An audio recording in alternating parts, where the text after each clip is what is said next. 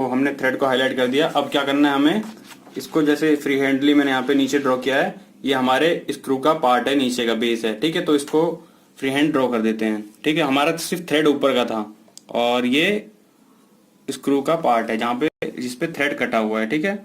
कुछ भी हो सकता है, पाइप भी हो सकता है, ठीक है। ऐसे फ्री हैंड हमने इसे मिला दिया।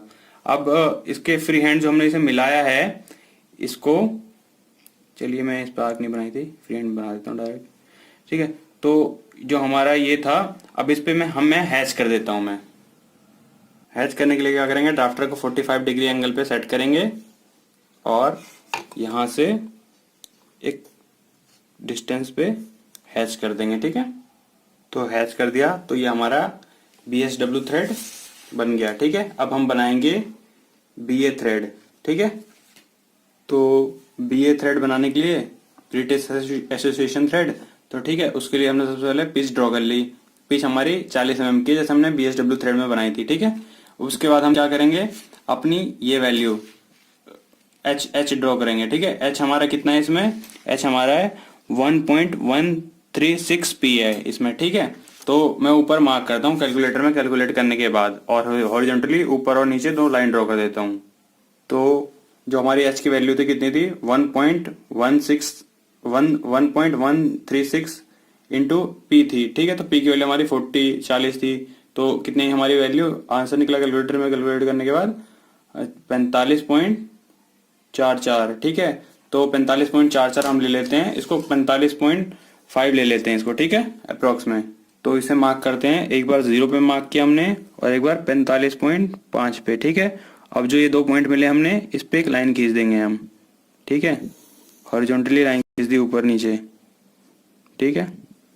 यहाँ से भी होता हुआ हमने लाइन खींच दी। अब क्या करेंगे हम, अब जो हमने ये एच बनाया है यहाँ से लेके यहाँ तक, सबसे पहले ऊपर वाले जो एच की लिमिट है वहां से नीचे की तरफ ड्रॉ करेंगे। कितना, 0.236 एच की वैल्यू हमारी कितनी थी, 45.5 ली है हमने, ठीक है। इसमें 45.5, तो 45.5 इसमें डालने के बाद, तो हमारे 0.236 में 45.5 डालने पर एच की वैल्यू कितनी आई, 10.7। तो हम इसको 10.7 ले लेते हैं, मतलब 10 से थोड़ा ऊपर ले लेंगे और 11 से थोड़ा सा नीचे लेंगे, ठीक है। कैसे, ये 10 आया था हमारा 1 mm, ठीक है, 10 mm का, तो 10 mm से 11 mm से थोड़ा ऐसे मार्क कर लेते हैं, ठीक है। ये देख रहे हैं ना आप, 10 से ऊपर है, तो यहाँ पे पॉइंट मारा और इसको मैंने हॉरिजॉन्टल लाइन ड्रॉ कर दी। ऐसे ही नीचे भी कितने का हमारा, नीचे भी हमारा सेम है, कितना है हमारा नीचे, सेम है, ठीक है। 0.236 एच है, ठीक है। तो नीचे भी सेम इतना ही मान लेते हैं, लाइन ड्रॉ कर देते हैं, ठीक है। तो इसको हमने इतना ड्रॉ कर दिया। अब इसके बाद हम क्या करेंगे, जो हमारा ये यहाँ से लेके ये डिस्टेंस है, ये डिस्टेंस हमारी कितनी है, पी है, हमारी पिच है ये, ठीक है। तो पिच को हम हाफ डिवाइड करते हैं, जैसे ऊपर हमने BSW में किया था, मैं कर देता हूँ हाफ डिवाइड करके और एक्सिस ड्रॉ कर देता हूँ, ठीक है।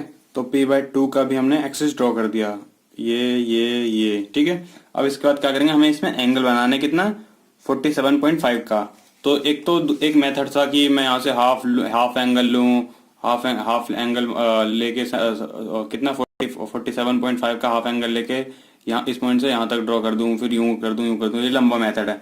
तो हम इजी वाला मेथड लेंगे अपना, इस पॉइंट से इस पॉइंट को मिलाएंगे डायरेक्ट ही, ठीक है, और इस पॉइंट से इस पॉइंट को, तो हमारा 47.5 डिग्री का एंगल अपने आप बन जाएगा।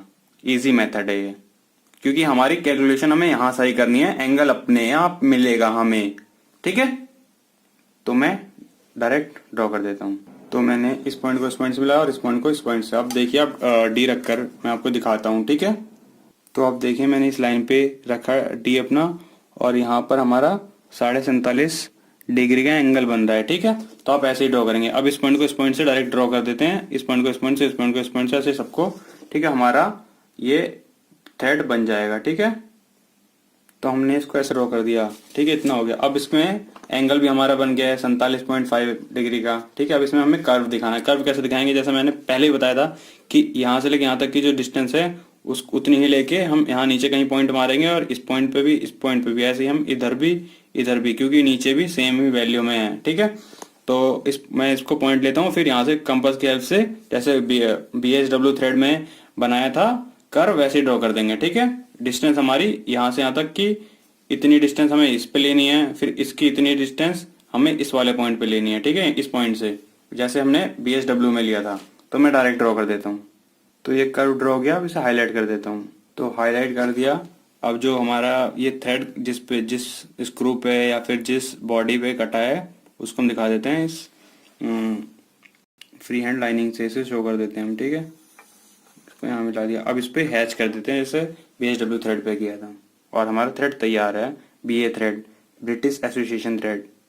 तो ये हमारा BA थ्रेड तैयार हो गया, ठीक है। अब इसके बाद हम कौन सा थ्रेड बनाएंगे, सेलर थ्रेड बनाएंगे, जिसे अमेरिकन नेशनल थ्रेड भी कहते हैं, ठीक है।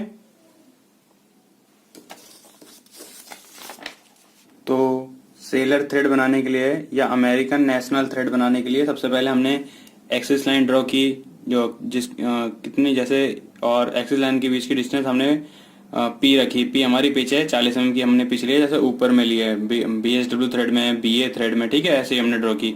फिर उसके बाद हमने ये इस पॉइंट ये लाइन, ये हॉरिजॉन्टल लाइन और ये हॉरिजॉन्टल लाइन के बीच डिस्टेंस हमारी H है, ठीक है, जो कि हमारा यहाँ पे दिया हुआ है, ठीक है। H की वैल्यू हमारी कितनी थी, हमारी थी H की वैल्यू 0.866 P थी। तो ठीक है, उसकी वैल्यू डालने के बाद हमारी वैल्यू आई कितनी, 34.64 आई, ठीक है। हमने इसको 34.5 ले लिया अप्रोक्सीमेट, ठीक है, यहाँ से लेके यहाँ तक की डिस्टेंस 34.5 है, ठीक है। ये हमारा H हो गया। फिर उसके बाद हमें क्या ड्रॉ करना था, हमें ड्रॉ करना था ये नीचे वाली लाइन, जो कि इस लाइन से नीचे ड्रॉ करनी है। कितनी इसकी डिस्टेंस हमें दी हुई है, 0.125 H दी हुई है, ठीक है। तो 0.125 H ड्रॉ H की वैल्यू डाल के हमने इसकी वैल्यू निकाली और इसको नीचे ड्रॉ की। इसकी H की वैल्यू हमारी कितनी निकली थी, 34.34 हमने ले ली थी, ठीक है। तो हमारी आई थी 4.5 के करीब आई।